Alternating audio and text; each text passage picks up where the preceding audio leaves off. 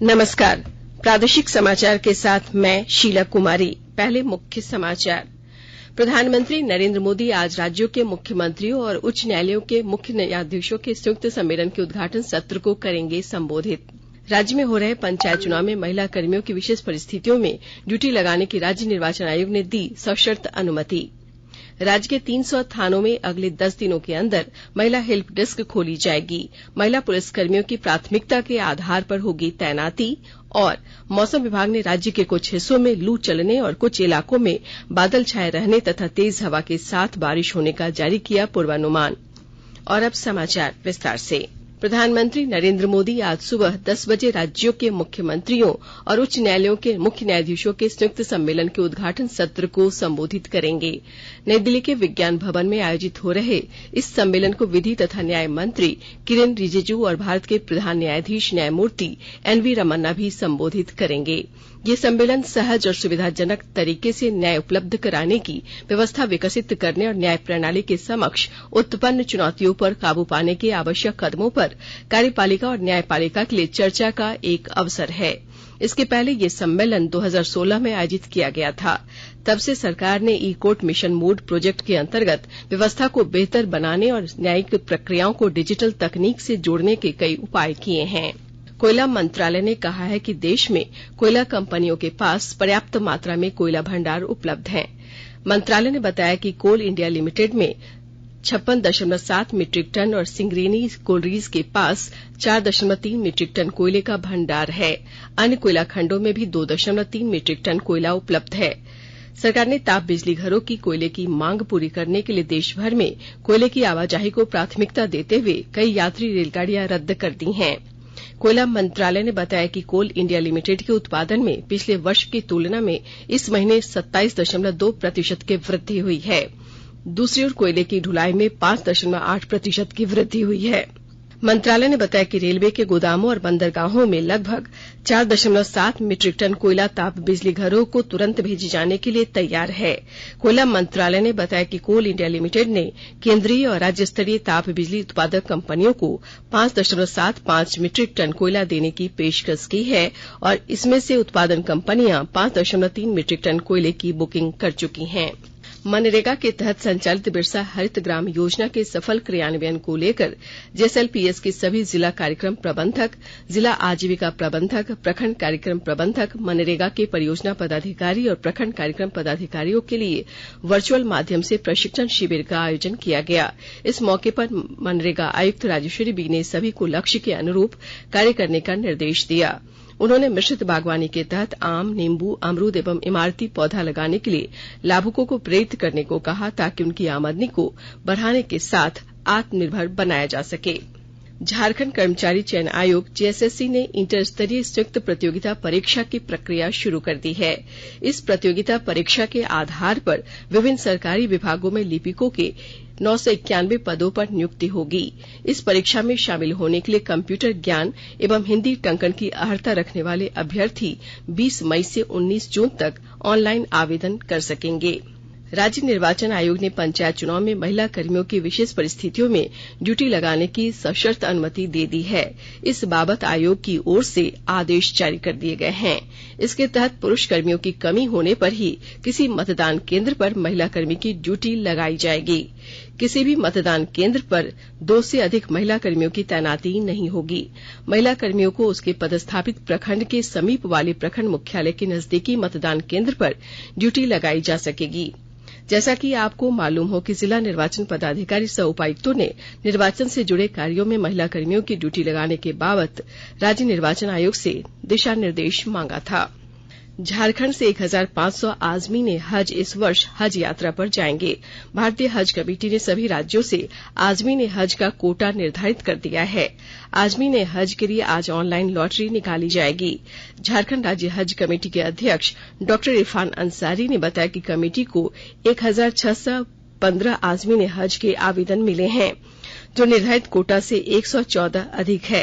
ऐसे में प्रतीक्षा सूची वालों को कैंसिलेशन के आधार पर कन्फर्म किया जाएगा।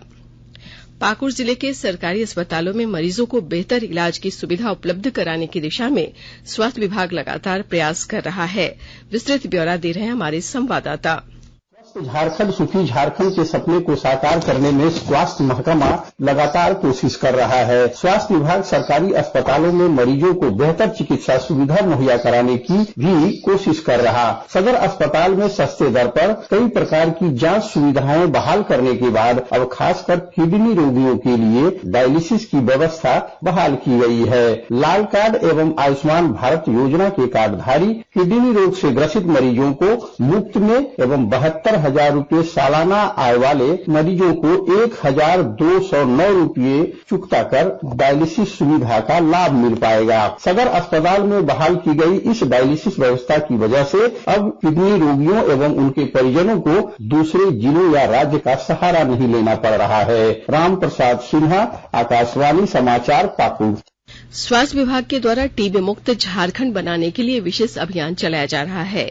इस कड़ी में अब राज्य के सुदूरवर्ती, दूरदराज और दुर्गम क्षेत्रों का जियो मैपिंग कर वहां की भौगोलिक परिस्थितियों का आकलन करते हुए टीबी उन्मूलन के लिए ठोस रणनीति बनाई जाएगी।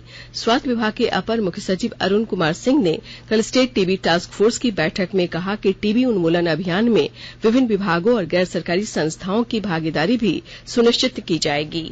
स्वास्थ्य विभाग ने कोरोना की चौथी लहर की आशंका को देखते हुए तैयारियां शुरू कर दी है। इस सिलसिले में कोरोना प्रबंधन प्रशिक्षण कार्यक्रम का रांची में आयोजन किया गया। इस मौके पर सभी जिलों के जिला सर्विलांस पदाधिकारी तथा अन्य अधिकारियों को ऑक्सीजन डिमांड एग्रेडेशन सिस्टम की कार्य प्रणाली, उपयोगिता और निगरानी से संबंधित जानकारी दी गई। इस कार्यक्रम में कोरोना के प्रति लोगों को जागरूक करने के लिए तैयार किए गए 11 पोस्टरों को भी लॉन्च किया गया।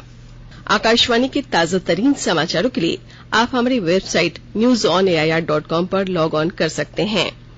ताजा समाचार Twitter handle @AIR news alerts और Facebook page All India Radio news पर भी उपलब्ध है। आप प्रादेशिक समाचार एकांश के ट्विटर हैंडल @AIR News_Ranchi और फेसबुक, इंस्टाग्राम पेज तथा YouTube channel AIR news Ranchi पर भी हमारे बुलेटिन सुन सकते हैं। प्रादेशिक समाचार आप आकाशवाणी रांची से सुन रहे हैं और अब पेश है कोरोना से बचाव के कुछ संदेश। कोविड-19 से बचाव और सुरक्षित रहने के 3 उपाय। मास्क लगाएं, 2 गज दूरी है जरूरी, सुरक्षित दूरी रखें, हाथ और मुंह साफ रखें।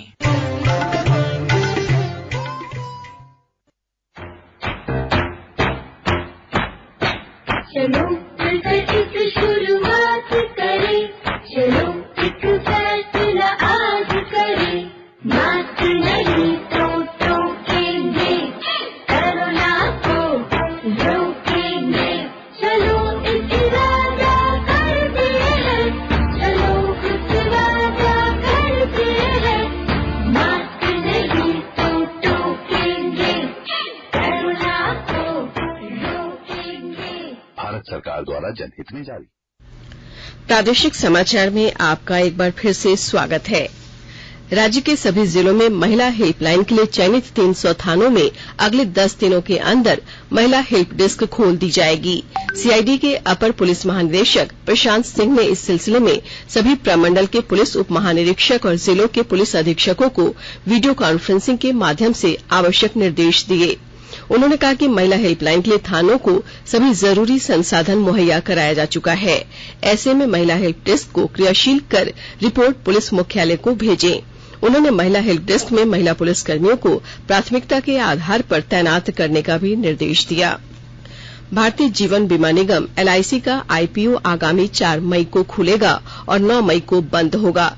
देश की सबसे बड़ी बीमा कंपनी ने प्रारंभिक सार्वजनिक निर्गम के तहत शेयर मूल्य 902 रुपये से 949 रुपये प्रति शेयर निर्धारित किया है। निवेशक कम से कम 15 शेयर और इसके गुणांक में शेयरों के लिए आवेदन कर सकते हैं। निर्गम में योग्य कर्मचारी जो खुदरा निवेश कर रहे हैं उन्हें 45 रुपये और पॉलिसी धारकों को 60 रुपये प्रति शेयर की छूट दी जाएगी। देवघर में बाबा बैद्यनाथ मंदिर की ओर जाने वाले सभी मार्गों और शिवगंगा परिसर को अतिक्रमण मुक्त करने के लिए आज से विशेष अभियान चलेगा। नगर निगम के नगर आयुक्त सह प्रशासक शैलेंद्र कुमार लाल ने बताया कि इस बाबत दुकानदारों को सड़कों पर से अतिक्रमण तथा बिल्डिंग मटेरियल्स को हटा लेने का नोटिस दे दिया गया है। वहीं अतिक्रमण करने वालों के खिलाफ कार्रवाई भी की जाएगी। नगर आयुक्त ने बताया कि ईद त्योहार को देखते हुए शहर में विशेष सफाई अभियान चलाया जाएगा। अमृत महोत्सव के तहत आकाशवाणी के साप्ताहिक क्विज में आइए आप भी शामिल हो। आजादी के 75 वर्षों का पर्व अमृत महोत्सव प्रत्येक बुधवार शाम 7 बजे प्रसारित होने वाले प्रादेशिक समाचार के दौरान पूछे गए प्रश्न का सही उत्तर देने वाले एक प्रतिभागी इनाम का हकदार होगा। इसके लिए सुनते रहें आकाशवाणी रांची का प्रसारण। मौसम विभाग ने राज्य के कुछ हिस्सों में गर्म हवा चलने और कुछ इलाकों में बादल छाए रहने तथा तेज हवा और वज्रपात के साथ हल्की बारिश होने का पूर्वानुमान जारी किया है। मौसम वैज्ञानिक अभिषेक आनंद ने बताया कि पूर्वी उत्तर प्रदेश से बिहार झारखंड होते हुए असम तक बन रहे सर्कुलेशन की वजह से 3 मई तक देवघर, दुमका, गोड्डा, जामताड़ा, पाकुड़ और साहिबगंज जिलों में कहीं कहीं बारिश होने की संभावना है। वहीं रांची, पूर्वी और पश्चिमी सिंहभूम, गढ़वा, पलामू, चतरा और कोडरमा के कई इलाकों में लू चल सकती है। ऐसे में लोगों को सतर्क रहने की सलाह दी गई है। धनबाद जिले के झरिया थाना क्षेत्र में कल एक कारोबारी की अज्ञात अपराधियों ने गोली मारकर हत्या कर दी। एक मोटरसाइकिल पर सवार होकर आए 3 अपराधियों ने इस घटना को उस वक्त अंजाम दिया जब वे अपनी दुकान पर मौजूद थे। इस घटना के बाद पुलिस सीसीटीवी फुटेज को खंगालकर अपराधियों की तलाश में छापेमारी अभियान चला रही है। मनीला में एशिया बैडमिंटन चैंपियनशिप के महिला सिंगल्स में भारत की 2 बार की ओलंपिक पदक विजेता पीवी सिंधु ने सेमीफाइनल में जगह बना ली है। क्वार्टर फाइनल में सिंधु ने चीन की 5वीं वरीयता प्राप्त बिंग जियाओगो को 1 घंटा 16 मिनट में 21-9, 13-21, 21-19 से हराया। इस जीत के साथ पीवी सिंधु ने अपने लिए पदक पक्का कर लिया है। सिंधु आज जापान के शीर्ष वरीयता प्राप्त खिलाड़ी अकाने यामागुची के से सेमीफाइनल खेलेंगी। और अब संक्षिप्त खबरें। हजारीबाग जिले की उपायुक्त नैंसी सहाय ने भीषण गर्मी के मद्देनजर सभी विद्यालयों को सवेरे 6 बजे से 10:30 बजे तक ही कक्षा संचालन का निर्देश दिया है। गुमला जिले के सदर थाना क्षेत्र में पुलिस ने कल 2 ठिकानों पर छापेमारी कर अवैध शराब और प्रतिबंधित नशीली दवाओं के साथ 3 लोगों को गिरफ्तार कर लिया। लोहरदगा जिले में अब हर माह के अंतिम मंगलवार को उपायुक्त की अध्यक्षता में जिला स्तरीय शांति समिति की बैठक होगी। राज्य सरकार ने प्राथमिक और मध्य विद्यालयों में कार्यरत उर्दू शिक्षकों के वेतन के लिए 22 करोड़ 58 लाख रुपए की स्वीकृति दे दी है। लातेहार जिले के सदर थाना क्षेत्र के नवागढ़ में एक नाबालिग बच्ची की शादी कराने पर उसके माता पिता समेत लगभग 400 लोगों के खिलाफ बीडीओ ने प्राथमिकी दर्ज कराई है। और अब अखबारों की सुर्खियां। राज्य से प्रकाशित होने वाले लगभग सभी अखबारों ने कोयले की कमी से बिजली उत्पादन के प्रभावी होने से जुड़ी खबर को प्रमुखता से प्रकाशित किया है। प्रभात खबर ने प्रधान महालेखाकार की रिपोर्ट में उपायुक्तों द्वारा डीएमएफडी फंड से जिम और डाक बंगला बनाए जाने की खबर को पहले पन्ने की सुर्खी बनाई है।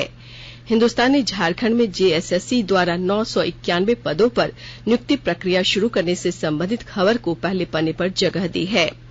दैनिक जागरण ने राज्य के अल्पसंख्यक कल्याण मंत्री हफीजुल हसन अंसारी के खिलाफ जमशेदपुर में मुकदमा दर्ज किए जाने से संबंधित खबर को पहले पन्ने पर प्रकाशित किया है।